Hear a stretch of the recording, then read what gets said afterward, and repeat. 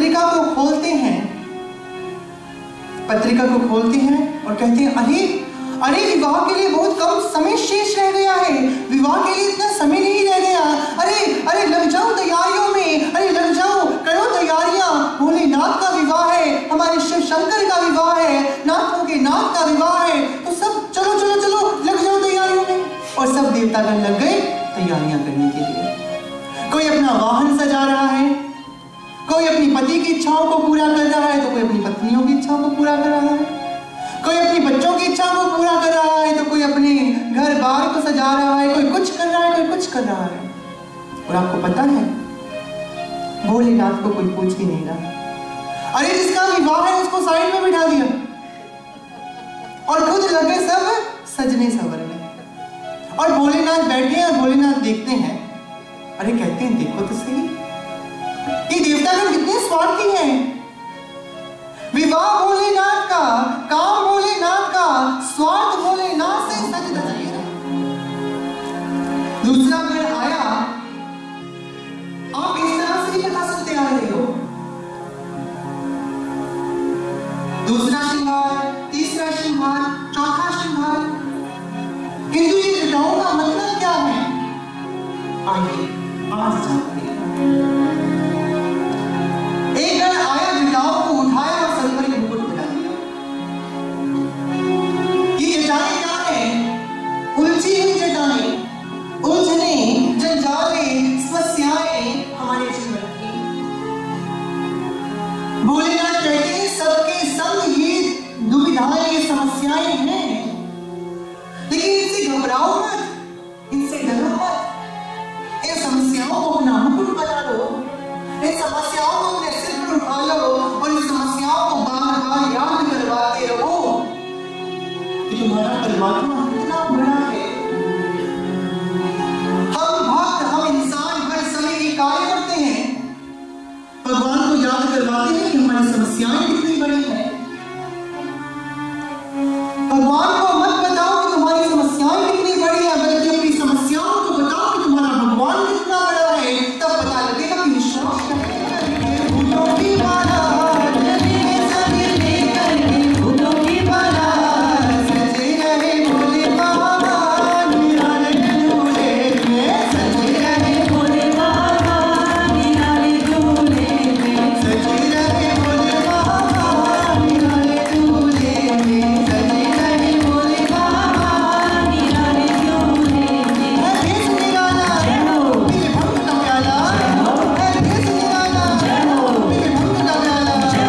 सिर जटा विराजे, सिर जटा विराजे, तन भस्म लगाए, तन भस्म लगाए, भोरे में विराजे, भोरे में विराजे, गले नाम की माला, गले नाम की माला, है शीश में गंगा, मस्तक पे चंदा, कर डमरू साजे, त्रिशूल विराजे, भूतों की लेके डोली चले हैं ससुरा, भूतों की लेके डोली चले हैं ससुरा।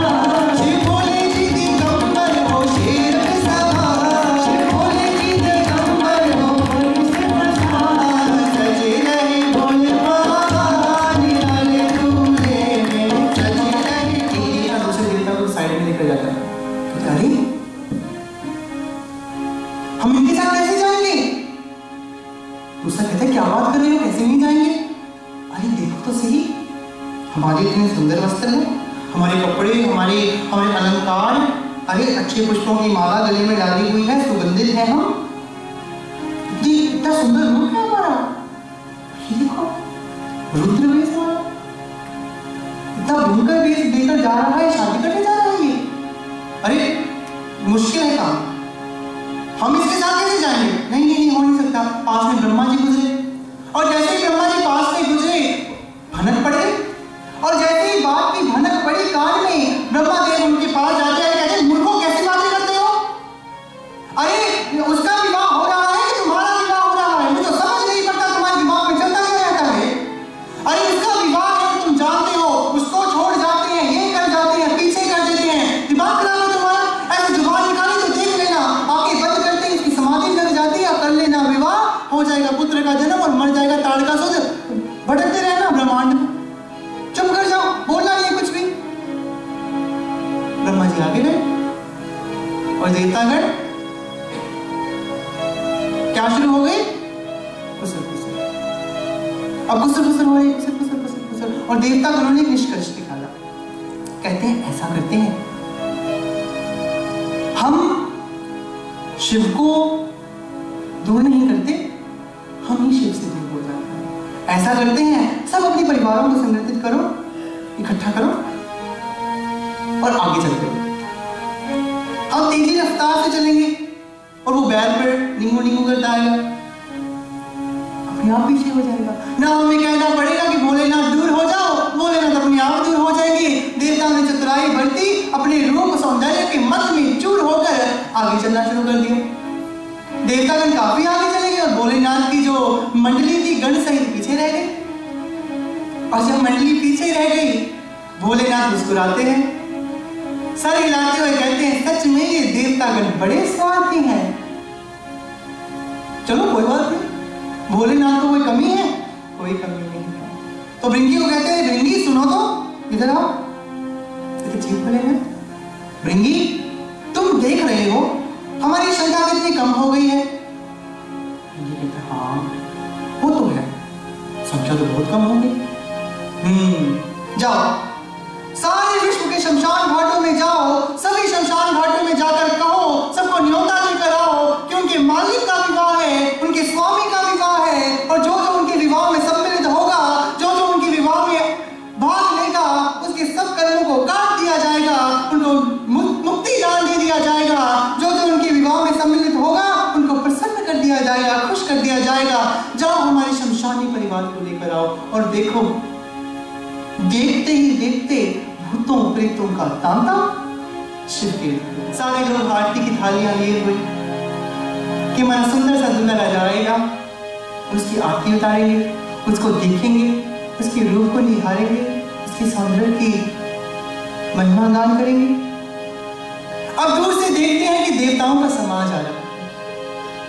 सबके दिल के अंदर एक लड़ी शुरू होगी कि क्या बात है, देखो तो सही, अरे अरे वो बीच वाला लगता है दूल्हा, नहीं उसके साथ वाला लगता है।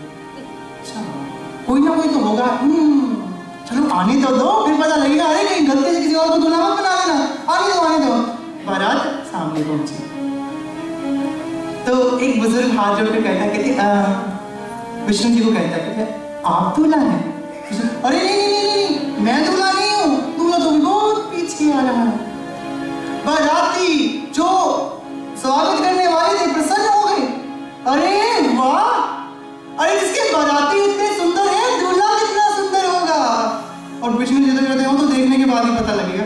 इधर बच्चे घर पहुंचे और बच्ची जाकर अपनी माँ सांस फूल रही है और माँ के पास जाते, माँ कहती अरे आ गया तू, अरे बता दूल्हा देखा, कैसा लगा दूल्हा, कैसा था दूल्हा? कहते माँ तू उसको दूल्हा कहती है? नहीं माँ, वो कोई दूल्हा नहीं है। अरे वो तो साक्षात यमदूत है माँ, वो ना विवाह में वो नहीं करने आया, वो हमारे प्राण लेकर चला जाएगा। नहीं माँ, हमें नहीं दूल्हा को देखना। अरे दूल्हा बड़ा भयंकर सा दूल्हा है, हमें नहीं दूल्हा को देखना। माँ कहती अरे ऐसा नहीं बोलते, चुप करो। अरे माँ नहीं, वो उसके साथ कोई सज्जन पुरुष नहीं है माँ। अरे भूत प्रेत, किसी की एक भी आंख नहीं माँ, कोई 4-5 आंखें लेकर घूम रहा है, किसी के इतने हाथ हैं। अरे माँ मुझे लगता है शमशान घाट आया है, बारात नहीं आई। भगवान शिव का अपमान हो गया। लेकिन भक्त कभी अपने ईश्वर का अपमान नहीं करता, क्योंकि भगवान समझाने के लिए होता है और भक्त मात्र प्रभु की पूजा करने के लिए होता है। बच्चों का स्वभाव सरल है, बच्चों ने जैसा देखा वैसे बयां कर दिया। ऐसे एक बार हुआ, बच्चों के सरल स्वभाव के ऊपर एक बार किसी के घर में खाना खुना खा लिया था, उनका एक बच्चा है, उनके घर में कोई मेहमान आ गए। अब इंडिया में आपको पता ही है, दिन गाँव आगे जी, यहाँ पर आ जाए कि ना है डिफरेंट है। तो वही जी इंडिया में पहुंच गए, घर में मेहमान घर में पहुंचे, पत्नी अपने पति को कहते हैं सुनते हो जी आओ, एक कॉर्नर कहती तुम आ गए हैं, ऐसा करो बनिए की दुकान से उधार ले आओ। पति को क्रोध आ गया, पति को क्या कैसी बातें करती है, बनिए की दुकान से उधार ले आओ, अरे खाने के लाले पड़े हुए हैं यहाँ पर, बनिए की दुकान से और उधार लेकर आओ, चुकाएंगे कैसे इस उधार को? कहते आप भी बुद्धू के बुद्धू रहे, अरे आए हैं, बच्चा है, तुम जाओ 5 रुपए का उधार ले आओ, कम से कम 5 रुपए तो देकर जाएंगे ना प्यार के तौर पे। तो बड़ी स्मार्ट है। चल पति गया, खाना खुना खिलाया, घर वालों को पूरा संतुष्ट कर दिया। अब क्या हुआ, मेहमान जाने लगे, और जब मेहमान जाने लगे तो पति पत्नी भगवान को मनौतियां बना रहे कि भगवान ये कुछ भूल रहे हैं, भगवान ये कुछ भूल रहे हैं, भगवान ये कुछ भूल रहे हैं। और एकदम से मेहमान पत्नी को याद आया कि अरे बच्चे को कुछ देना है, और बच्चा ये सारे किताब को देख रहा था। पत्नी आई, पैसे मुट्ठी में रखे, बच्चे को देने लगी, ले ले बेटा। बच्चा कहता है नहीं नहीं नहीं नहीं नहीं, और जैसे कि आप जानते हो फॉर्मेलिटी, बहन जी क्या कर रही हो आप, रहने दीजिए बहन जी, क्यों दे रही हैं? और जैसे कि आप जानते हो दूसरी बहन जी कहते हैं बहन जी मैं आपको थोड़ी दे रही हूँ, मैं तो बच्चे को दे रही हूँ। ये डायलॉग इतना पुराना हो गया ना, बस छोड़ दो। तो बच्चा को पैसे दे रहे हैं, बच्चा पैसे लेने में नहीं आ रहा, बच्चा पैसे नहीं ले रहा, बच्चा पैसे ही नहीं ले रहा। और माँ भी दुखी हो गई, कह रहे मूर्ख बच्चा, नुकसान करवाएगा मेरा। कहती बेटा आंटी इतने प्यार से ले रही हैं, ले लो। बच्चा मुंह घुमा कर कहता है अरे माँ तुमने तो कहा था आंटी 5 रुपए देगी, ये तो 2 रुपए दे रही है। किंतु आज गुरु शब्द की परिभाषा बदल गई।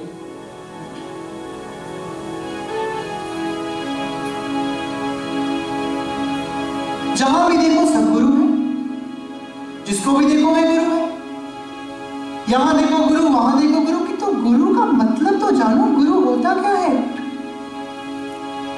यदि अगर गुरु शब्द की परिभाषा की जाए तो गु का मतलब होता है अंधकार और रू का मतलब होता है प्रकाश। गुरु वो है जो अंधकार से प्रकाश की ओर ले चले, जो आत्मा को परमात्मा से मिला दे, जो आत्मा का साक्षात्कार परमात्मा से करवा दे, जो एक इंसान को परमात्मा का दीदार करवा दे, उसको गुरु कहा जाता है। किंतु अगर इस विश्व में देखा जाए तो गुरु अनेकों बन चुके हैं। कोई मंत्र दे रहा है तो कोई तंत्र दे रहा है, कोई शाब्दिक ज्ञान दे रहा है तो कोई कथा ज्ञान दे रहा है। हर एक बंदा अपने आप को गुरु की श्रेणी में डाल के बैठा है। किंतु भगवान शिव इस बात का खंडन भी करते हुए, बल्कि इस बात के रहस्य को खोलते हुए कुछ समझाते हैं हमें। आइए हम भी समझें। मां पार्वती भगवान शिव के श्री चरणों में अध्यासीन है और उनके चरणों में बैठकर एक प्रश्न पूछती हैं। मां प्रश्न पूछती रहती थी। तो एक प्रश्न पूछा कि नाथ धरे और नर्तन कह हेतु, मोहे समझाए कहिए विश्व हेतु। कि प्रभु किस कारणवश नाथ आपको, परमात्मा को, उस प्रकाश रूप को धरती पर अवतार लेना पड़ता है? क्या कारण है? हमने कभी इस कारण के ऊपर अपनी दृष्टि को गोचर नहीं किया, दृष्टि नहीं घुमाई।